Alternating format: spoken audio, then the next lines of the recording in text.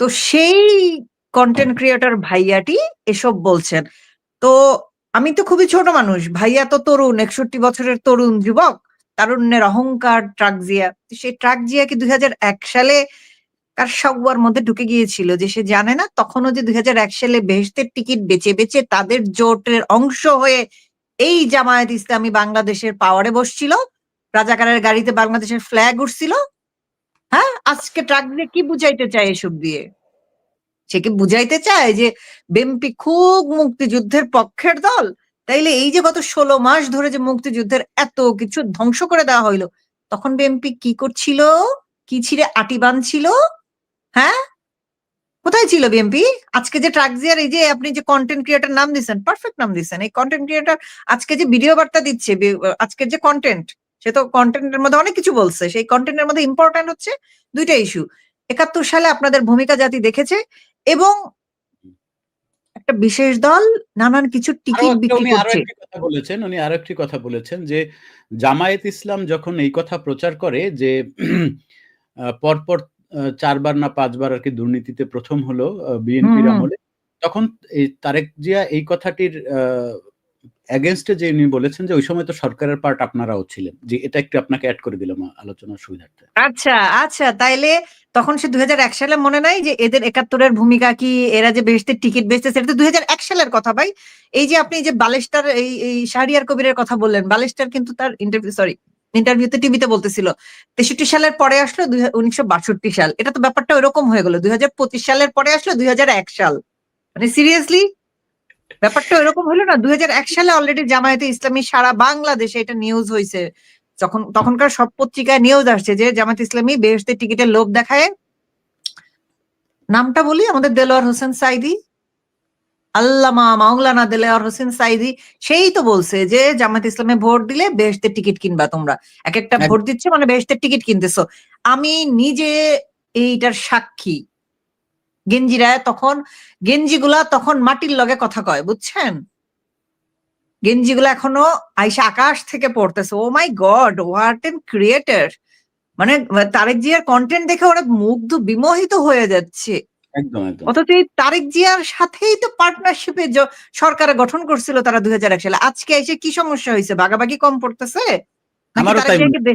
না না, ভাগাভাগির চেয়ে বড় কথা হচ্ছে তার তো 10% রেগুলার পৌঁছাই যাচ্ছে ভাই, সেটা হিসাব সাইডে রাখা। তাকে দেশে যাইতে ওরা বাধা দিচ্ছে, যে কারণে সে নাম না নিয়ে হালকা হালকা একটু। আপনার কেন মনে হচ্ছে ইন্দ্রা যে জামায়াত ইসলামী আসলে আমাদের এই কন্টেন্ট ক্রিয়েটর ভাইয়াকে দেশে ফিরতে বাধা দিচ্ছে? এটা কিসের যুক্তিতে আপনি বলছেন একটু যদি আমাদেরকে না, আপনি দেখেন আজকে না 16 মাস আগে যদি 6 আগস্ট আমাদের কন্টেন্ট ক্রিয়েটর বড় গণতন্ত্রের মানুষ পুত্র সে যদি দেশে থাকতো, তাহলে কি নুনুস বা জামাতে ইসলামী এত ফুলে ফেপে উঠতে পারতো? তাদের তো একটা পিয়ার প্রেসার থাকতো, একটা লেভারেজ থাকতো যে না আরেকজন কিন্তু আছে। এখন দেখেন মাঠ কিন্তু কমপ্লিটলি ফাঁকা, তাদেরকে কেউ প্রেসার দেওয়ার নাই। আমাদের যে ডাস্টবিন শফিক কাজে বলে প্রেসার গ্রুপ, সেরকম সো কল প্রেসার গ্রুপ কিন্তু কেউ নাই, ফাঁকা মাঠ। যতই বিএনপির লোকজন চাপাবাজি করুক, যত প্রোটেস্টই করুক, কথা তো একটাই, ভাইয়া তো 16 মাসে দেশে ফিরতে পারলো না। এতদিন নয় শেখ হাসিনার নাম বেচতো যে শেখ হাসিনা আমাকে দেশে ফিরতে দেয় না, এখন তার কোন আব্বায় আটকায় রাখছে? নুনুসের পায়ে দইরাও তো ফিরতে পারতেছে না। আপনি যে বললেন যে জামায়াত ইসলামীর লাভ কি, এটাই জামায়াত ইসলামীর লাভ। 54 বছর পরে তারা হুঙ্কার ছাড়তেছে 54 বছরের আগের প্রতিশোধ তারা নিবে। আপনার কি মনে হয়? অসংখ্যবার তারা বলেছে, অসংখ্যবার জামায়াত ইসলাম এগুলো বিভিন্ন হাটে ঘাটে মাঠে তারা বিগত 16 মাসে এটা বলেছে যে আমরা 54 বছরের প্রতিশোধ নেব। তাহলে এটা আপনার কি মনে হয় কিসের প্রতিশোধ নিবে? সেইখানে বিএনপি কে খানা আছে? এবং বিএনপি কে এই যে দেখেন মা মরে যাচ্ছে, ধরে নিলাম আমরা মরে যাচ্ছে তর্কের খাতিরে, মরে গেলেও ধরলাম যে মরে নাই, ঠিক না? তারপরেও তাকে আসার পারমিশনটা দিচ্ছেন, আপনি ভাবতে পারেন? এবং এত বড় নেতা আরেকটা বিষয়ে থাকে কিনা ফারহানা ইন্দ্রা, যে আসলে বাংলাদেশে না আসার জন্য বা আসার জন্য যে গ্রিন সিগন্যালটা দরকার এই কন্টেন্ট ক্রিয়েটরের, সেইটা তো আসলে সেই গ্রিন সিগন্যালটা কি সবচেয়ে বড় বিষয়, নাকি তার নামে কোনো আন্তর্জাতিক কোনো অ্যালার্ট আছে, বা ধরেন কোনো মানি লন্ডারিং মানে এরকম কোনো বিষয় আছে কিনা? মানে আচ্ছা ধরেন ভাই, আন্তর্জাতিক আমি অ্যালার্ট বলতে আপনি কি একটু বুঝাতে আমি যাচ্ছেন? সে এই দেশ থেকে আরেকটু নিজের বলি। দেশে ফিরবে। যে দেশে সে ইলেকশন করতে চায়, যে দেশে সে প্রধানমন্ত্রী হয়ে বসতে চায় ক্ষমতায়, সেই দেশে সে ফিরবে না কেন? আমাকে ব্যাখ্যাটা দেন।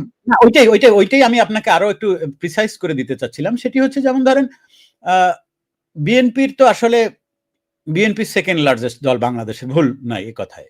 আওয়ামী লীগের পরে যে দলটি বাংলাদেশের লার্জেস্ট সেটি BNP, no doubt about it. সেই দলের অন্তত ৫ লাখ কর্মী তো মনে করেন হাজির করতে পারার কথা ঢাকায়। এবার খুব ৫ কম লাখ করে কর্মী হইলেও। খুব কম করে হলেও। তো তারা যদি তাকে ঘিরে থাকে, তাহলে ওখান থেকে আসলে পৃথিবীর কোন আদালত আছে যে তাকে ওখান থেকে পিক করে নেবে? আপনার কি মনে হয়? Is it possible at all? ইউনূসের নামে যে কেস ছিল, শ্রম আইনে যে কেস, ট্যাক্স ফাঁকির যে কেস, এটা বিশ্বের যেকোনো দেশে আপনি যান, এটা ভ্যালিড। এটা ভ্যালিড মামলা। সেই মামলায় ইউনূস দেশে ফেরার আগে খারিজ করায়ে তারপর সে চেয়ারে বসছে। সেইখানে ট্রাকজিয়ার মতো একটা মানুষ যে ১৭ বছর ধরে কনটেন্ট ক্রিয়েট করে যাচ্ছে যে আমাকে দেশে ফিরতে দেয় না, স্বৈরাচার প্যাচিস্ট শেখ হাসিনার সরকার, সে যদি দেশে ফিরে যাইতো, আপনার কি মনে হয়? কারোর কোনো খানা থাকতো? কারোর কোনো ভাগ থাকতো কোনো কিছুতে? থাকতো না।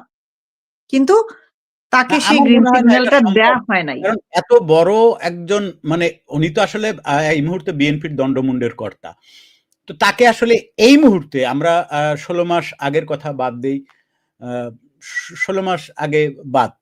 ১৬ মাসের আগের গল্প একদম শেখ হাসিনা সবকিছু কোলাপস করে রেখেছিল। বাংলাদেশের প্রত্যেকটা মানুষকে নিজ হাতে উনি এরোপ্লেনে উঠে উড়ে গুলি করেছেন। সেটা আমরা দেখেছি যে শেখ হাসিনা নিজে হেলিকপ্টার থেকে গুলি করেছেন মুগ্ধর মাথায়। এগুলো প্রমাণিত। কিন্তু ঘটনা হচ্ছে এই যে ট্রাক জিয়া বা আমরা যাকে কনটেন্ট ক্রিয়েটর বলি, উনি এর পরের যে সিচুয়েশনটা মানে আমার একদম পরিষ্কার আলাপ যে এই সিচুয়েশনটা যেমন আমাদের এই যে নয়ন বলে একজন বিএনপির অ্যাক্টিভিস্ট রয়েছেন, তিনি মানে অনেক কথা বলেছেন। তারেক জিয়া আপনি এই ২৪ আন্দোলনের নায়ক-টায়ক এত কিছু বলার পরেও ২৪ এর আন্দোলনের বড়, বড় খুনিরা বাংলাদেশে প্রকাশ্যে ঘুরে বেড়াচ্ছে। কিন্তু এই কনটেন্ট ক্রিয়েটর আসলে আসতে পারছে না। এটা কি আপনার মনে হয় যে শুধু জামায়াত ইসলামের বাধা নাকি যেই দেশে উনি আছেন সে দেশ থেকেও কোনো বাধা বা আন্তর্জাতিক কোনো প্রেশার আছে বলে আপনি মনে করেন? একটা মানুষ যে ধরেন ১৭ বছর ধরে লন্ডনে থাকে। মানে ব্রিটেনে থাকে আরকি। লন্ডন তো একটা শহর, লন্ডন তো কোনো দেশ না। সেটাকে ব্রিটেন। তা আমরা কথার ছলে লন্ডন আমরা বলে গ্রেট ফেলি ব্রিটেনই আরকি। বলি আরকি সুবিধার জন্য দর্শক যাতে বুঝতে পারে। হ্যাঁ, তো যে থাকে এইখানে আম আম 50-50 চান্স। ধরে নিলাম তার পাসপোর্ট হয় নাই। এই মুহূর্তে সে যদি দেশে ফিরে যায় পাসপোর্ট তার যে রাজনৈতিক আশ্রয় যেটাকে আমরা পলিটিক্যাল অ্যাসাইলাম হিসেবে জানি সেটা যে উঠায়ে যদি সে চলে যায় দেশে, সেকেন্ড টাইম আর সেখানে ফিরতে পারবে না। এখানে সে আর অন্য কোন দেশেও পলিটিক্যাল অ্যাসাইলাম চাইতে পারবে না। যেতে পারবে না।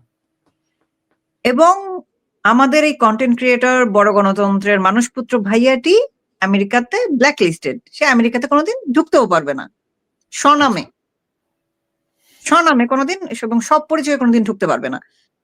এবং আমাদের যে 99% প্রতিবেশী ইন্ডিয়া, ইন্ডিয়া কোনদিন তাকে ঢুকতে দিবে না। কারণ হুম। সে ১০ ট্রাক অস্ত্র আনছিল। সেই ১০ ট্রাক অস্ত্র দিয়ে সে সেভেন সিস্টারকে অশান্ত করতে চাইছিল। ইন্ডিয়া কেন এত বড় একটা ইন্টারন্যাশনাল টেররিস্টকে তার দেশের জায়গা দিবে? আমাকে অ্যানসার দিতে পারবেন? কেন দিবে জায়গাটা? এখন আপনি যদি বলেন যে international pressure, this is international pressure. We can say. এইটাকে আমরা এই অ্যাঙ্গেল থেকে ইন্টারন্যাশনাল প্রেশার বলতে পারি মানে যে আপনি বলতে চাচ্ছেন যে এই যে ১০ ট্রাক অস্ত্র মামলায় যে নিশ্চয়ই তারেকদের পক্ষেও আইনজীবী ছিল। তারা এটা আসলে প্রমাণ করতে পারে নাই যে এটার সাথে তারেক জিয়ার সম্পর্ক ছিল না। এটা তারা প্রমাণ করতে পারে না এটা বলতে চাচ্ছেন? অবশ্যই পারে নাই। কিভাবে পারবে? যে কাজটা সে করছে এবং যেটার সে আ এটারে কি বলে? ১৬৪ ধারায় জবানবন্দি দিছে। বাবর আমাদের যে উই আর লুকিং ফর শত্রুজ। শত্রুজ হ্যাঁ।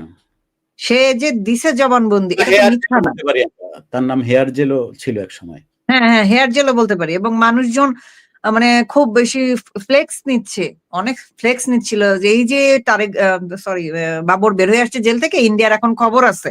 মানে আপনি ভাবেন একটা জাতি কি পরিমাণ সৌচ্চদ হইতে পারে, একটা সন্ত্রাসী যে প্রতিবেশীকে উত্ত্যক্ত করে তার জেল মুক্তির খুশিতে উল্লসিত যে ও আসলে আমাদের প্রতিবেশীকে ঠ্যাঙ্গাবে। মানে ভাবেন, প্রমাণিত একটা অপরাধী, একটা ক্রিমিনাল। প্রতিবেশীর বগলের নিচে থেকে আমি আরকি ইয়া করব। না বগলের হ্যাঁ, নিচে যদি কোন একটা এলিমেন্ট ঢোকে তো সে বড়জোর সুরসুরি দিতে পারে। এর বেশি কি আসলে পারে? না এই যে দেখেন এখন কিন্তু এর কোনো আওয়াজ নাই। আপনি কি দেখতে পেয়েছেন জেল থেকে বের হওয়ার সময় তার যেরকম মানুষজন Shut down. হ্যাঁ, দবদবা ছিল, যেটাকে হিন্দিতে বলে দবদবা। ওই দবদবানি তো নাই। ইনফ্যাক্ট তাকে মনে হয় নমিনেশনও দেয় না এবার। দিচ্ছে নমিনেশন? আমি এরকম কিছু শুনি না। আমার আমি চোখে পড়ে শুনিনি নাই। আসলে। ইটস বাবরকে ভেরি নমিনেশন ইম্পোর্টেন্ট দেয়া পয়েন্ট হইছে। আপনি